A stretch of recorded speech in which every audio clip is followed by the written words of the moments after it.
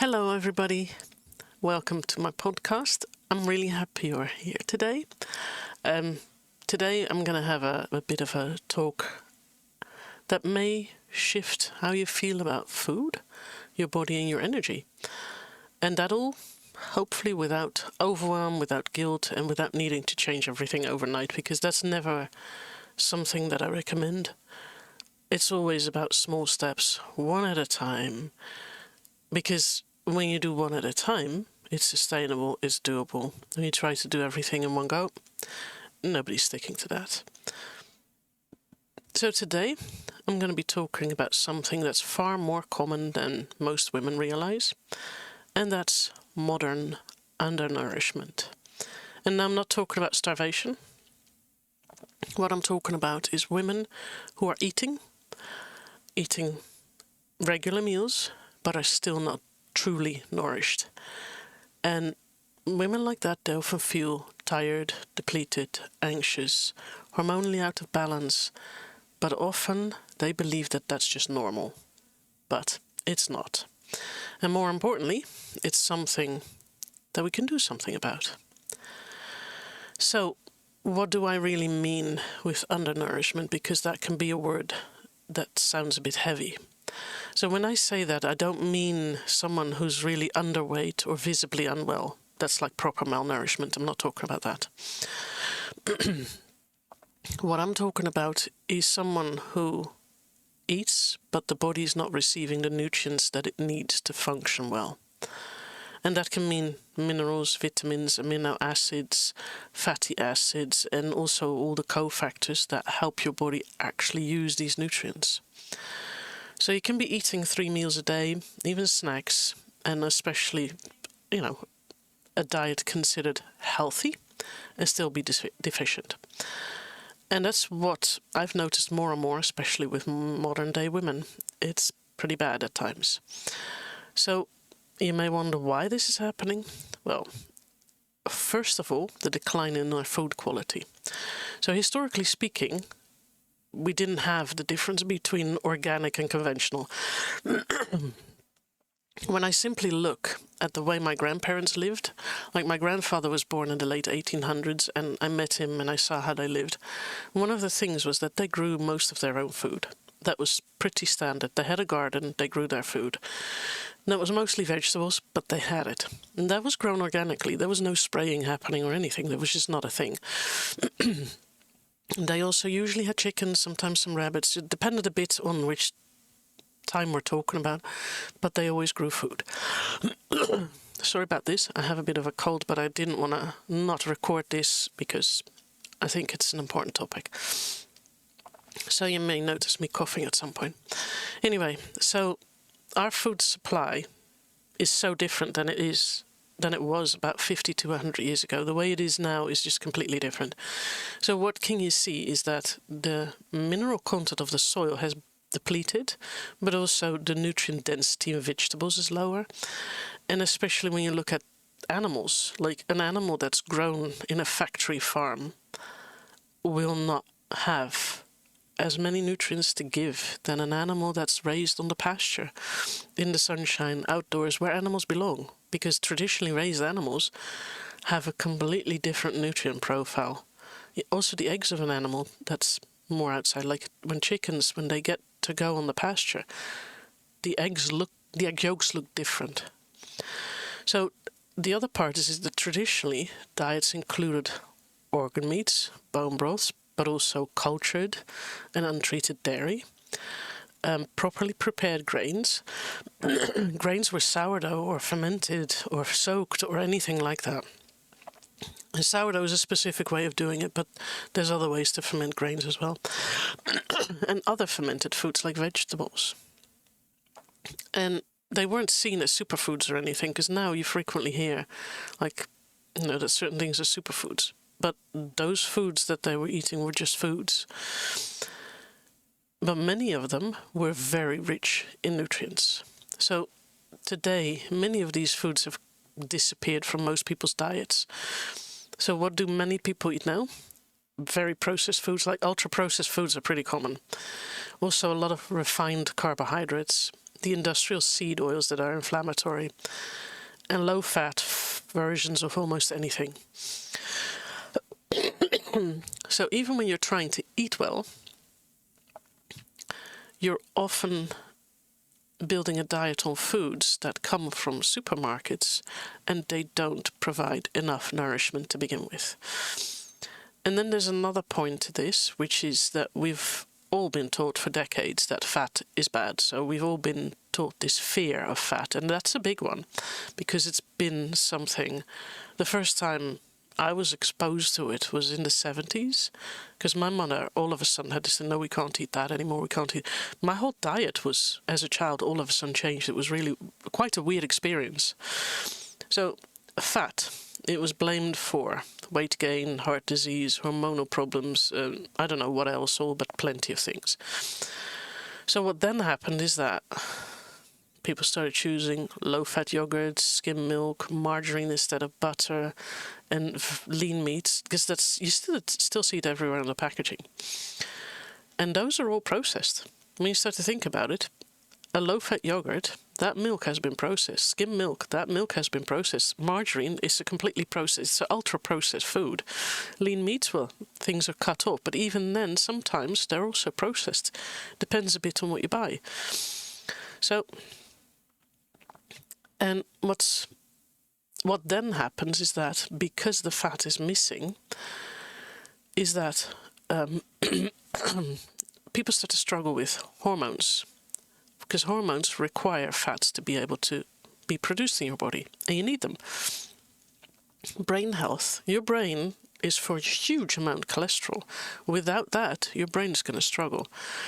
And then we also have the fat-soluble vitamins. When you don't get enough fat, you won't have enough vitamin A, D, E, K, because those are fat-soluble vitamins, so you can only get them from fat. And fats also create stable energy, which sugars don't do. Carbohydrates and sugars, they will not give you stable energy, but fats do. So without enough fat, your body cannot function properly. So when it is removed, it is usually replaced with sugar and processed carbohydrates, because that's, you need to eat something. So instead of providing health, what these sugars and processed carbohydrates do is create blood sugar spikes, cravings, more fatigue, and also hormone disruption.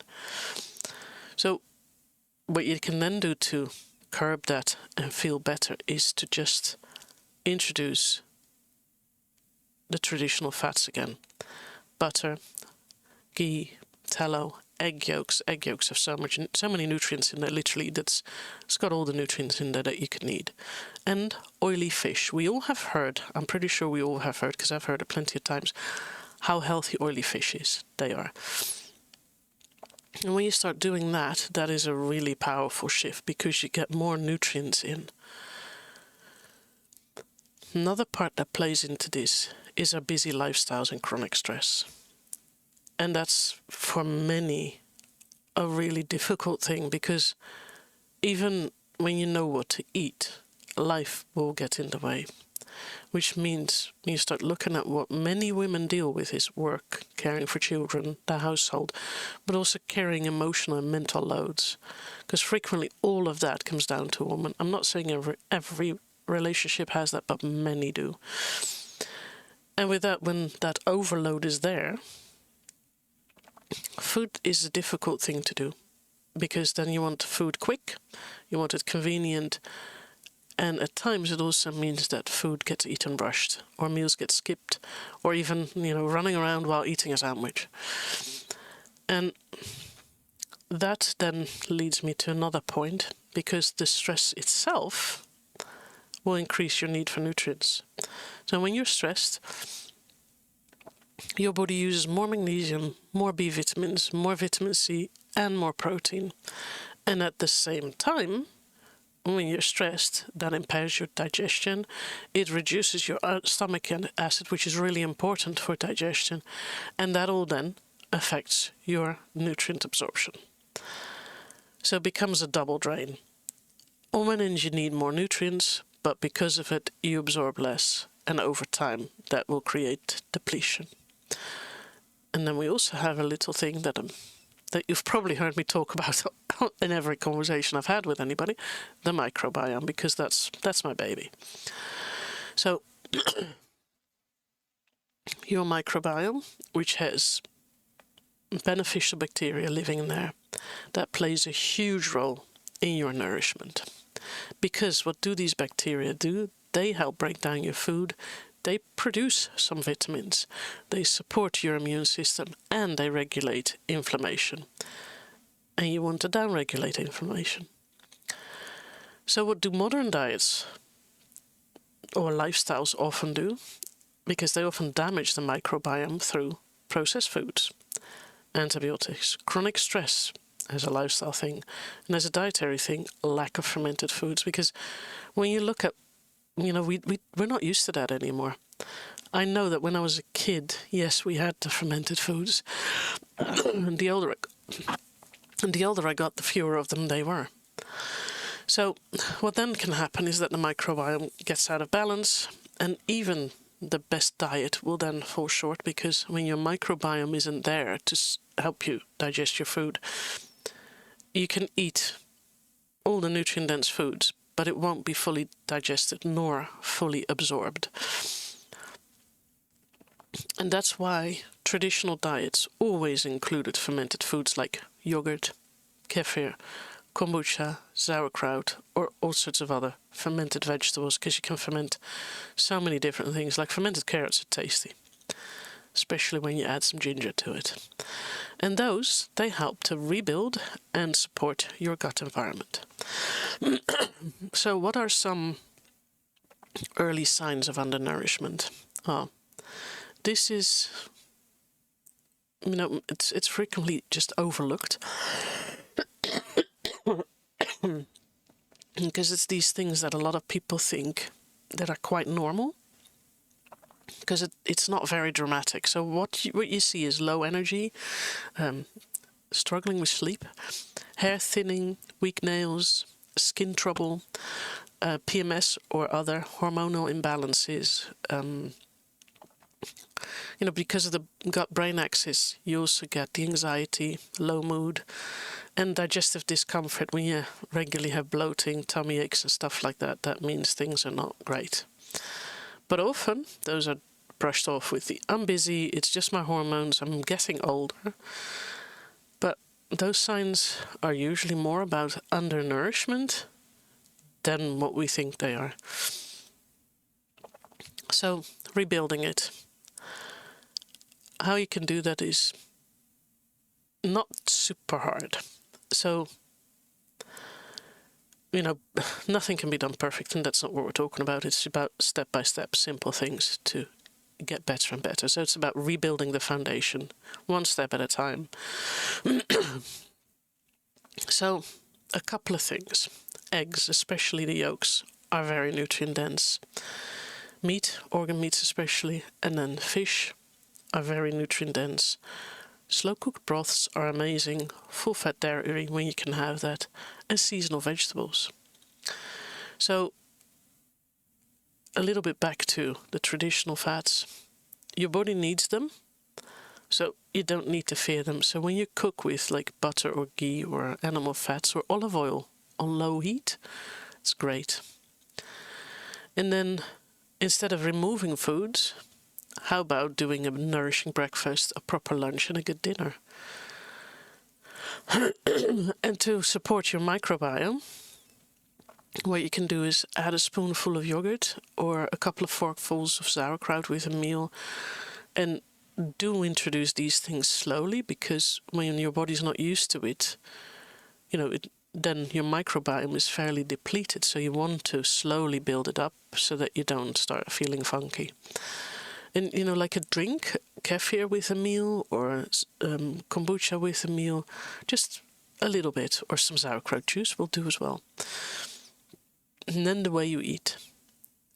It sounds kind of simple, but a lot of people don't do it, and it really does matter, because that's a mindful thing where you sit down, you take a breath, you allow your body to just sit there, receive the food, and digest it. because it is really important to eat mindfully, to be present with your food, because that relaxation means that your body can digest it so much better.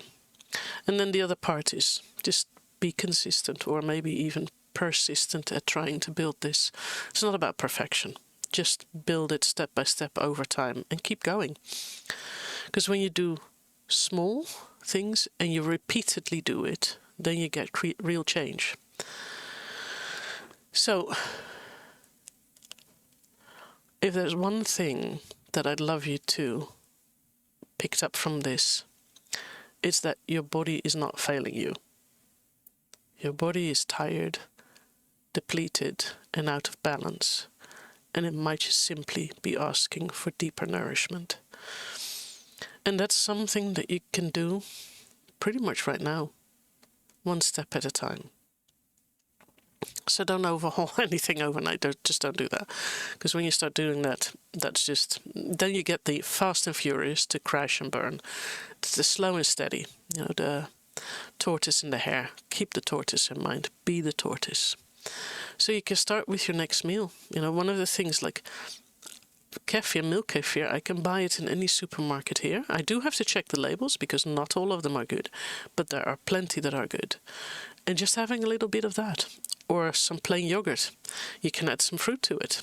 My kids like some strawberries through it, or some blueberries, or a bit of banana, or some peaches. Doesn't matter. It's really nice. So find something warm, something real, something that feeds you, because a bit of soup can be amazing too. So, that's it for today. I want to thank you for being here with me. And if this conversation resonated with you, please do share it with someone else who might need to hear it. And also, feel free to subscribe. I would love that. And also like this video. That would be amazing, because then more people, the algorithm will then work for us and it will be seen by others. You're also very welcome to contact me if you'd like some support. I'll be happy to give you that. And as always, please do take very good care of yourself. Or, better yet, prioritize yourself a bit. Till next time.